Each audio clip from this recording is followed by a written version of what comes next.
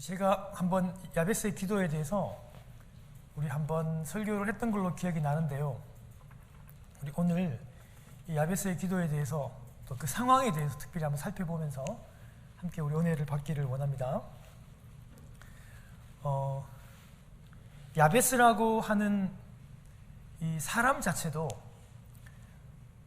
참 볼품없는 그런 무명의 사람입니다. 그리고 야베스가 태어나고 활동했던 그 때도 그 정복 전쟁 중이었기 때문에 너무나도 두렵고 힘든 환란이었고, 오늘 이 역대상을 기록했던 시절도 이제 바벨론 포로에서 돌아와서 많은 사람들이 폐허가 되고 무너진 그 예루살렘 성을 다시 쌓아야 하는, 하나도 없습니다. 그냥 좌절과 절망밖에 없는 그런 가운데서 이 역대상을 써내려갔던 그런 상황입니다. 그래서 사람이 보기에도 정말 흠모할 만한 것이 없는, 특징적인 것이 없는, 정말 저희 같아요. 아무것도 없어요.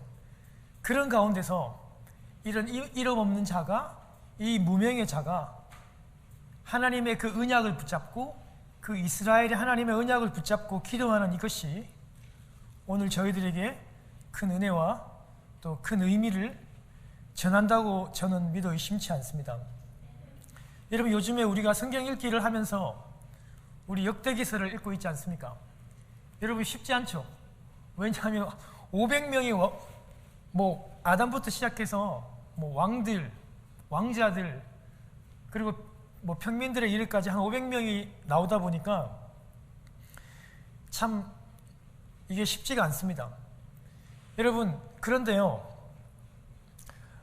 이렇게 족보를 기록한 역대상의 이유가 있어요. 그게 뭐냐면 지금 이렇게 폐허가 된 상황 가운데서 우리가 그 다윗 왕을 기억하면서 다시 그 부흥했던 그 다윗의 그 왕의 시대를 기억하면서 다시 한 번 더 우리가 힘을 내자라고 하는 그런 차원에서 이 족보를 사실은 기록해 두고 있는 것이죠. 그래서 여러분, 아브라함 때부터 시작해서, 그리고 유다 자손, 그리고 3장에는 다윗의 자녀, 그리고 여러분 4장에서는 또 왕족도, 또 왕족이 아닌 유다 자손의 평범한 그 평민들을 이 족보에 이렇게 기록을 하고 있습니다. 그런데 이렇게 여러분 진행이 잘 되어 가다가 갑자기 오늘 읽었던 역대상 4장 9절과 10절에서는요, 야베스와 그의 기록에 대해서 기록을 하고 있어요. 지금 여러분, 역대상은 다 지금 족보들의 그냥 이름만 이렇게 아주 무미건조하게 진행이 되다가 갑자기 지금 툭 튀어나오는 게 뭐냐 하면, 야베스라고 하는 사람과 또 그의 기도에 대해서 갑자기 이렇게 튀어나온 것은, 오늘 역대기상을 기록하고 있는 이 서기관들이 무언가 좀 마음의 의도를 가지고 지금 기록을 하고 있는 겁니다. 무슨 말이냐면, 다른 건 몰라도 이 야베스와 그의 기도만큼은 우리가 그냥 넘어가지 않고 꼭 기억을 했으면 좋겠다. 그 기도에 대해서 우리가 좀 본받고 지나가야 되겠다라고 하는 이 글을 쓴 사람의 의도가 다분히 지금 담겨져 있는 것입니다. 그래서 지금 야베스를 그렇게 기록을 했던 것입니다. 여러분, 제가 좀 전에도 말씀을 드렸듯이 지금 역대기 다윗 왕의 족보에 들 만큼 이 야베스는요, 그렇게 대단한 사람이 아니에요. 정말 평범한, 우리처럼 별 가진 것도 없고 권세도 없고 이름도 없는 저희들과 너무 비슷해요. 그래서 우리가 동감이 되고 사실은 좀 마음이 많이 가는 거죠. 족보에 보면 나오지만 야베스의 가족이라든지 유대 사람들은 그 할아버지나 아버지에 대해서 기록을 하잖아요. 전혀 그런 말이 없어요. 전혀 내세울 만한 것이 없는 정말 평범한, 성경 가운데서 찾아볼 수도 없는 그런 평범한 사람입니다. 그냥 유다 지파 출신의 평범한 사람이었다는 것 외에는 내세울 게 없어요. 그리고 또 한 가지는 뭐냐면 그것뿐만이 아니라 자기가 태어날 때, 야베스가 태어날 때 어머니를 죽도록 힘들게 했어요. 아마 어머니가 이 야베스를 낳을 때, 고대시대 때는 우리 자녀를 낳다가 우리 어머니들이 많이 돌아가시잖아요. 아마 큰 난산이었던 것 같아요. 그래서 오늘 본문에는 그 어머니가 죽도록 이렇게 고생을 해서 이 아들을 낳았으니까 그 이름을 야베스라고 이렇게 지었다라고 해서 우리도 그렇게 많이 알고 있는데, 제가 오늘 시간 관계상 이거 설명은 다 드리지 못합니다. 그런데 사실 그렇진 않아요. 여러분, 어느 엄마가, 어느 어머니가 자식을 낳았는데 나를 힘들게 했다고 그 애 이름을 고통이라고, 아픔이라고 그렇게 지을 엄마가 어디 있겠습니까? 사실은 여러분, 이 고통이라고 하는 히브리 단어는 베스라는 말이 아니라 거꾸로 스베라는 말입니다. 스베. 야라고 하는 하나님이라는 뜻이거든요. 사실은 이 야베스라고 하는 이름 자체가 고통이라고 하는 뜻은 아닙니다. 아니고 오히려 약간 반대되는 개념이에요. 오히려 그 어머니가 고통 중에 아들을 낳았지만 하나님의 이 야자를 쓰고 베스라고 하는 이 단어를 입혀서 네가 정말 고통 중에 내가 너를 낳았지만, 그렇지만 너의 삶은 고통스럽지 아니할 것이라고 하는 그런 어머님의 마음이 사실은 담겨져 있죠. 여러분, 이렇게 그 자식의 이름을 바꾼 예는 많아요. 창세기 35장에 보면 여러분, 그 라헬이 일찍 죽잖아요. 그 둘째 여러분, 그 베냐민을 낳으면서 죽어요. 그 핏덩이를 보고 자기는 죽는데 이 핏덩이 같은 이 아들이, 둘째가 이 살아갈 이 인생을 생각하니까 여러분, 그 엄마 라헬의 마음이 무너져요. 그래서 여러분, 그 아들의 이름을 베냐민이 아니라 베논이라고 이름을 지었어요. 그게 뭐냐면 슬픔의 아들이다. 나는 죽고 네가 앞으로 어떻게 살래? 너무 슬퍼하면서 그 이름을 베논이라고 지었는데, 여러분, 야곱이 그 이름을 바꾸잖아요. 여러분, 벤은 여러분 아들이라는 뜻이고 야민이라고 지어요. 여러분, 야민이라는 것은 능력이라는 뜻이에요.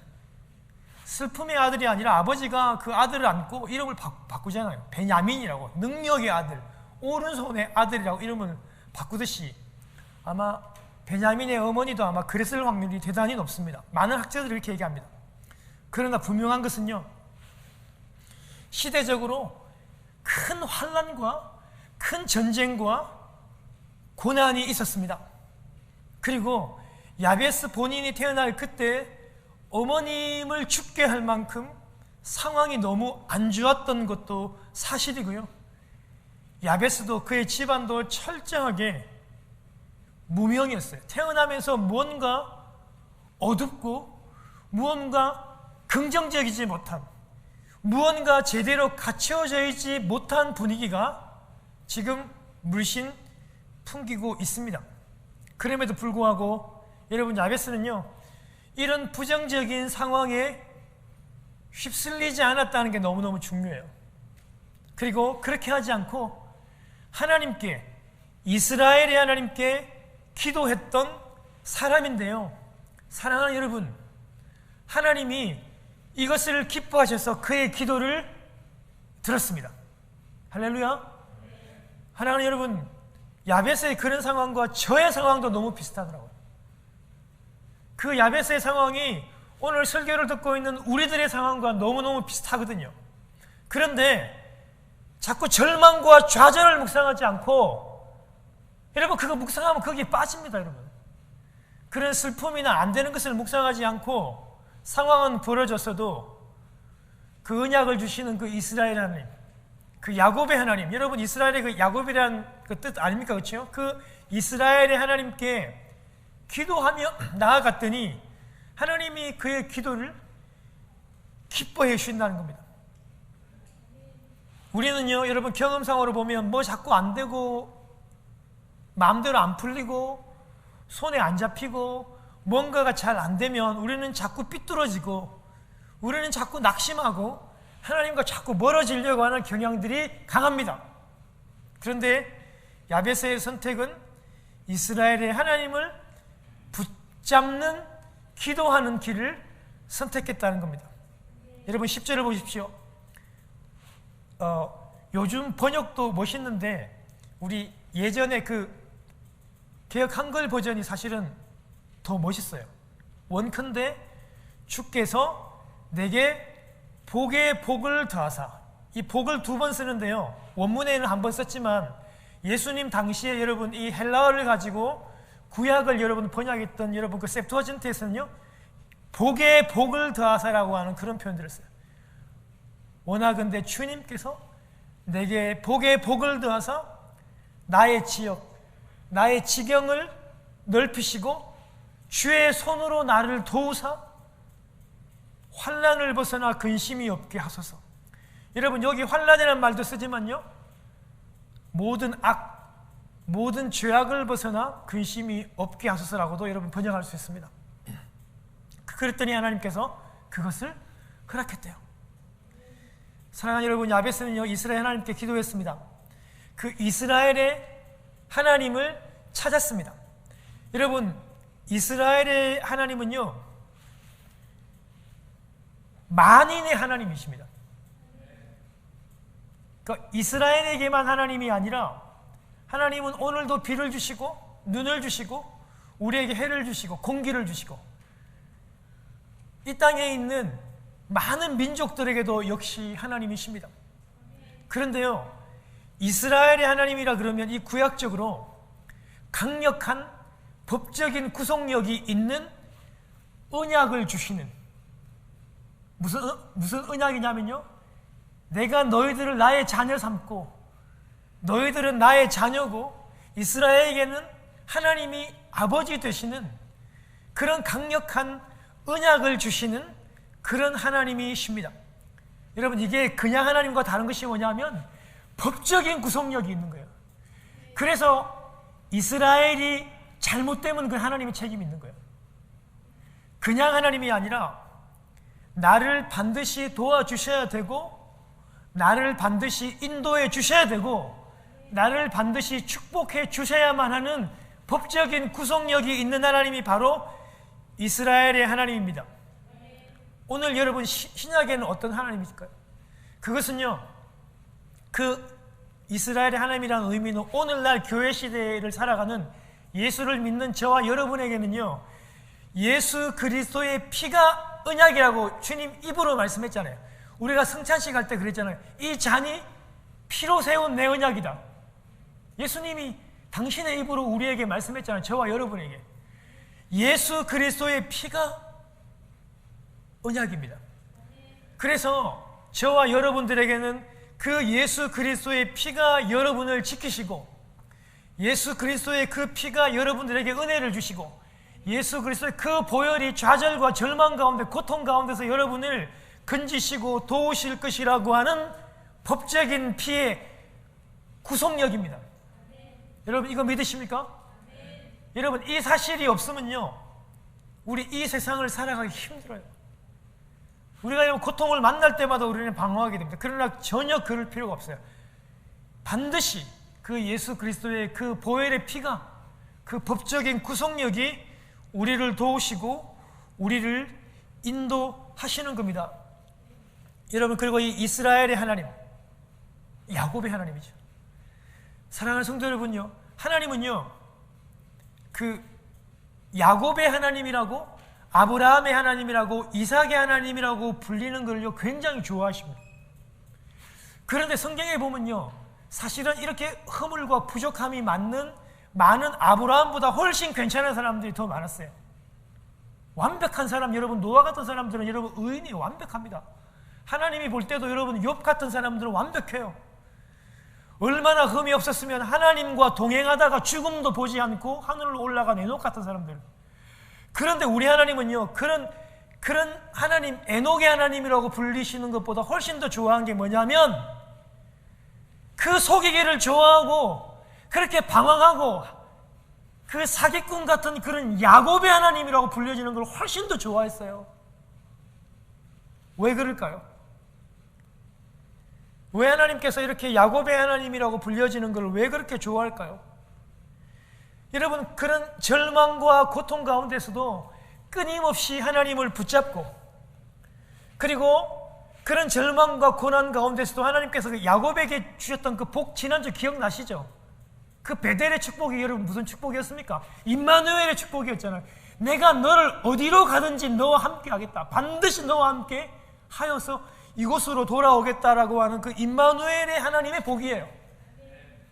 그러니까 하나님은요, 때로는 좀 귀찮고, 때로는 좀 못났고, 때로는 좀 실수하고 자신을 원망하지만요, 그래도 고통 때마다 엎드려 자기를 찾고 구하고 매달리는 그에게 복 주시기를 기뻐하시는 그 하나님, 그 야곱의 하나님. 여러분, 그래서 하나님은요, 야곱의 하나님이라고 불려지는 걸요 너무 좋아요. 여러분, 성경을 보십시오. 하나님은요, 항상 아브라함의 하나님, 야곱의 하나님, 때로는 이삭의 하나님이라고 불리는 걸 너무너무 좋아하십니다. 여러분, 이 말은요, 오늘도 고난 중에서 있는 저희들, 좀 무언가 좀 잘 안 되는, 좀 답답한 그런 고난 중에 있는 저희들과 늘 함께 하시겠다라고 한 하나님의 그 강력한 뜻이 이 안에 포함되어 있는 거예요. 내가 아무리 상황이 안 좋고 어려워도, 너희들 하나님이 좀 잘 안 돼도 나는 너희들과 항상 함께 해. 항상 함께 있을 거야. 왜냐하면 나는 야곱의 하나님이고 이스라엘의 하나님이니까. 그렇게 오늘 우리들에게 말씀하시고요, 이 야베스가요 평범해요. 아무것도 없어요. 그런데도 그 이스라엘의 그 하나님, 그 언약의 하나님, 야곱의 그 하나님을 붙잡고 복의 복을 더해달라고 간구하고 있습니다. 사랑하는 성도 여러분, 성경의 모든 복은요, 말씀을 붙잡고 말씀을 묵상하고 말씀을 읽고 말씀을 암송하는 그런 복입니다. 그 말씀으로부터 나오는 복입니다. 죄인들과 함께 하지 않고 그 오만한 자리에 앉지 아니하는 것이 복입니다. 하나님과 늘 함께 거하고 하나님과 늘 함께 동거하는 그것이 성경에 나와 있는 모든 복의 첫 번입니다. 우리가 생각하는 복하면 먼저 여러분 돈과 물질을 떠올리죠. 성경의 복은 그것도 복이지만 그거 이전에 말씀과 함께하는 복, 하나님과 함께 거하는 복, 하나님과 함께 건의 일고 교제하는 것이 먼저 복이라고 하는 여러분 생각들을 먼저 하셔야 돼요. 오늘 야베스가 구하는 복도 마찬가지입니다. 복의 복을 더해달라고 구하는 그 바탕에는 늘 하나님이 나와 함께 하시고 계신다라고 하는 그 복이 먼저 베이스가 된 가운데 그 복을 기반으로 해서 나의 이 지역들, 나의 이 지경을 넓혀 달라고, 땅을 더 많이 달라고 그렇게 기도하는 겁니다. 그런데 여러분, 이걸 막 오늘날 무슨 땅을 많이 넓히고 많이 사는 그런 부동산 개념으로 보셔서는 안 돼요. 여러분, 그리고 여러분, 이 지금 야베스가 구하는 여러분 이 나의 지경을 넓혀달라고 하는 여러분 이 표현 자체가 오늘 번역은 그냥 뭐 부탁이고 청유 형식으로 되어 있지만요, 여러분 이 원문에는 강력한 여러분 이 탄원 형식으로 되어 있습니다. 마치 아버지, 그 자녀가 부모에게 집에 와서 아버지, 어머니, 오늘 저 밥 먹어야 돼요. 밥 주세요. 엄마 밥. 이렇게 얘기하듯이 마치 자식으로서 당연한 권리들을 얘기하는 것처럼 그런 표현들이 가까워요. 그런데 여러분, 그 아이가 엄마에게 찾아가서 너무나도 공손하게 너무나 두려워하면서 귓속말로 얘기합니다. 엄마, 오늘 저녁에 나 밥 줄 수 있어요?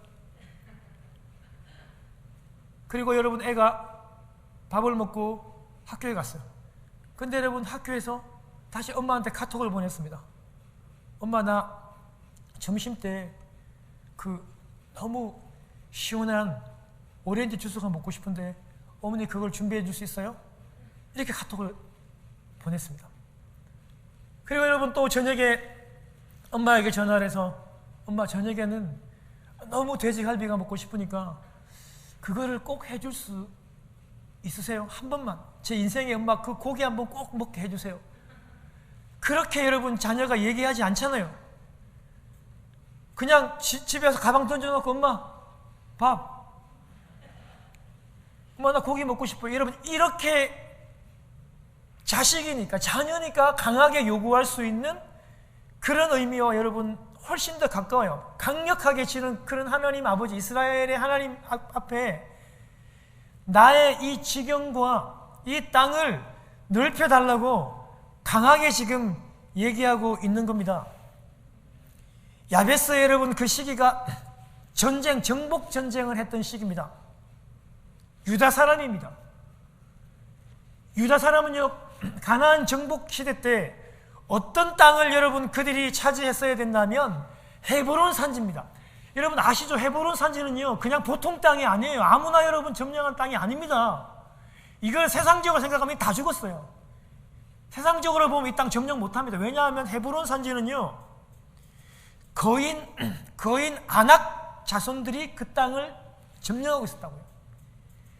철병기가 있는 강력한 땅에 아무도 두려워서 그 땅을 달라고 얘기를 못했잖아요.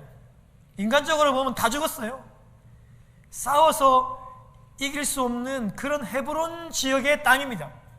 그런데 여러분 야베스가요 그 땅을 정복할 수 있도록 그 땅을 더 넓게 차지할 수 있도록 현실이 아무리 혹독하고 싸워봐야 상대가 되지 않는다고 얘기를 해도 세상은 그렇게 얘기해도 자신은 오직 하나님만 의지하며 하나님 그 헤브론 땅을 그 땅을 내게 허락해달라고 얘기하고 있는 겁니다.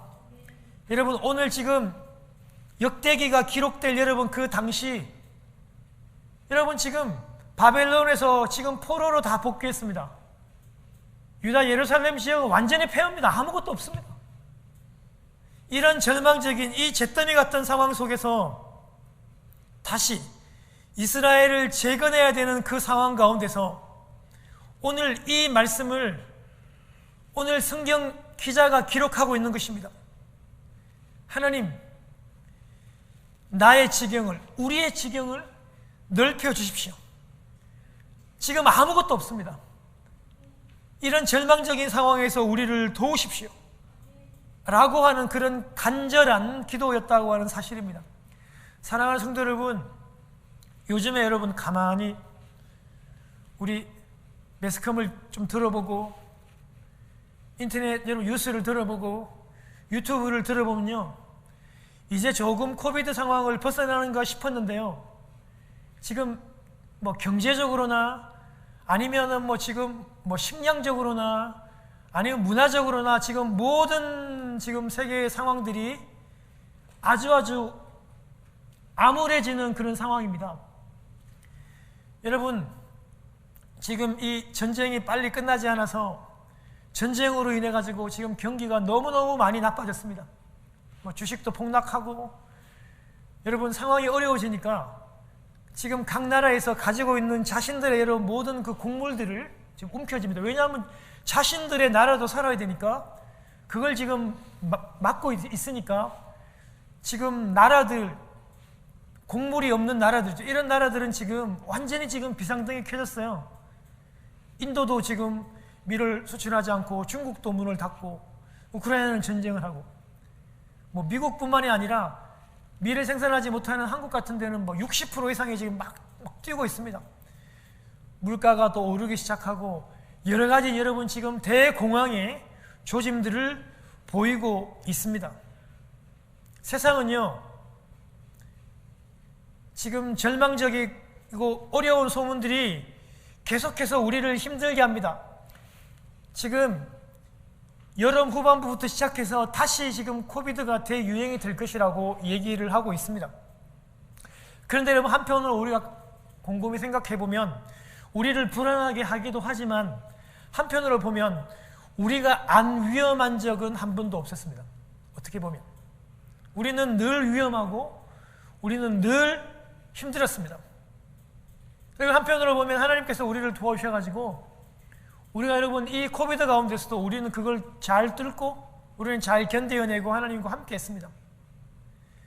사랑하는 여러분, 세상은 우리를 힘들게 하고 어렵다는 소문들은 우리를 절망시키지만 우리는요 우리가 하고 있는 이 가정과 또 교회와 또 그리고 지금 우리가 하고 있는 그 직장과 또 우리가 그런 또 사업과 그런 모든 상황 가운데서 우리는 다시 한번 하나님 앞에 기도하면서 우리의 지경을, 우리의 이 땅을 넓혀달라고 다시 한번 더 기도하는 저희들이 되었으면 좋겠습니다.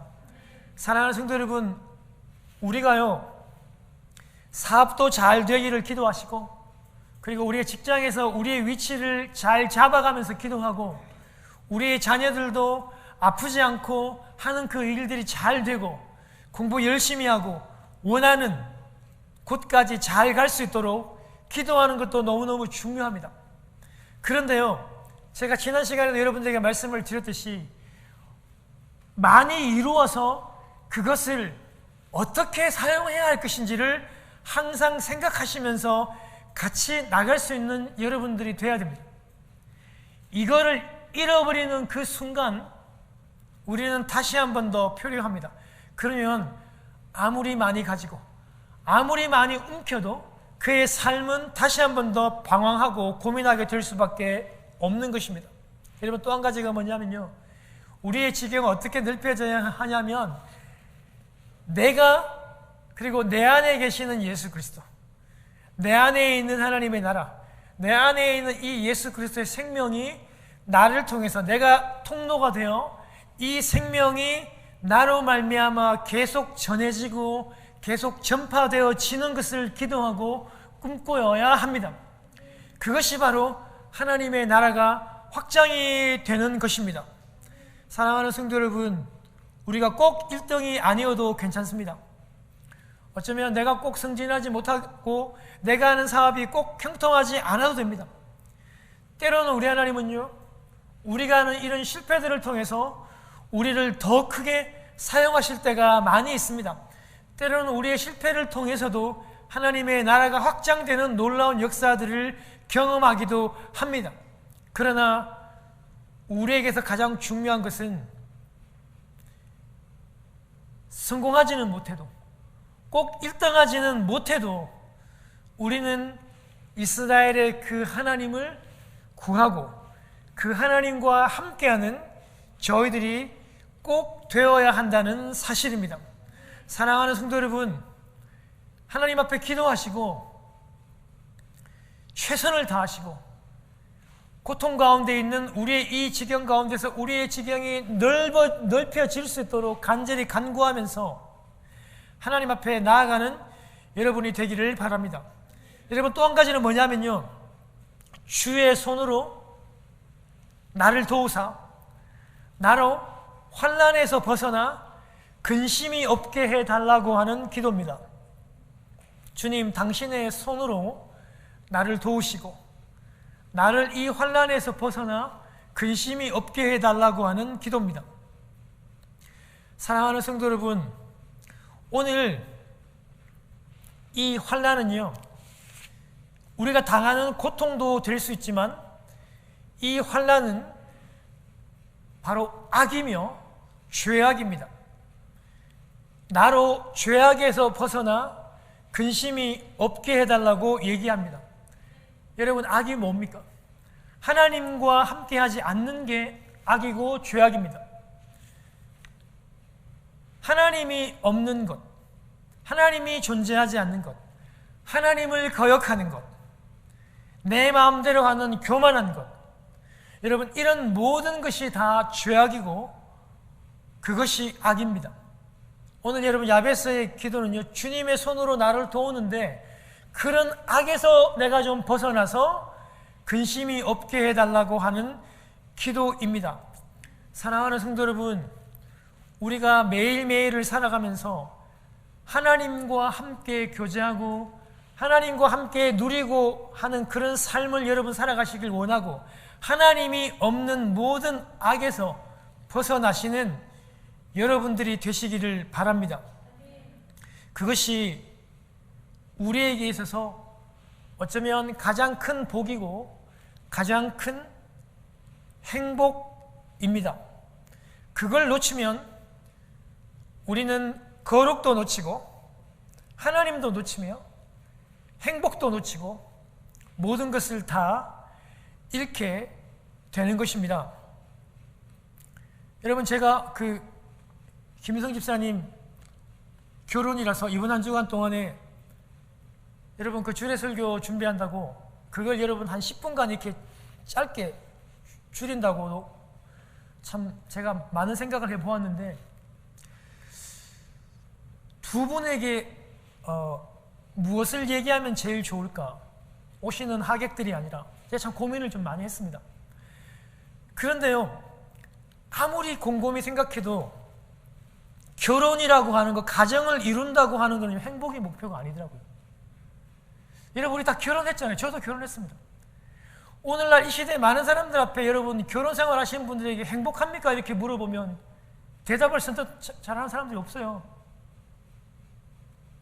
여러분, 행복해요? 행복을 구하는 결혼, 행복을 구하는 가정은요, 어쩌면 행복을 구하기가 힘들어요. 그런데요, 하나님께서 이 가정을, 이 결혼을요, 당신이 흠과 티도 없는 이 거룩한 공동체로 당신이 이렇게 만들어 가시겠다 그랬거든요. 그래서 여러분, 결혼과 여러분 이 가정의 목표가 하나님과 동행하는, 예수님 닮기를 원하는 이 거룩이면요, 행복해질 수 있습니다. 제가 이번 한 주간 동안에 그런 생각이 참 많이 들었습니다. 사랑하는 성도 여러분, 우리가 정말 그런 거룩과 하나님과 동행하는 것과 주님을 닮는 그것을요, 우리가 야베스처럼 하나님 앞에 구하면 그 거룩도 또 주시고, 또한 우리들에게 이 땅에서 행복도 주시고 이 땅에서의 물질도 저희들에게 함께 허락하시는 것입니다. 성도 여러분, 하나님께서 이 야베스의 기도를 보시고요, 너무너무 기쁘시고 좋으셨던 것 같아요. 하나님께서 구하는 그것을 허락했대요. 구하는 그것을 주셨대요. 그 기도에 응답했대요. 여러분, 그 사실에 우리가 주목합시다. 사랑하는 성도 여러분, 하나님의 마음으로, 하나님의 생각으로 하나님과 함께하는 그 선을, 그 복을 먼저 구하면 하나님께서 그 다음으로 그가 구하는 그 지경이 넓혀지는, 하나님과 함께 거할 수 있는 그런 놀라운 복들을 그에게 허락하는 그런 귀한 복을 그에게 허락해 주신다는 사실들을 여러분 꼭 기억하시는 여러분 되시기를 주님의 이름으로 축원합니다. 우리 한 주간 동안 이 야베스의 기도를 다시 한 번 더 생각하며 묵상하는 여러분 되시기를 바랍니다. 우리처럼 정말 평범한 사람이었습니다.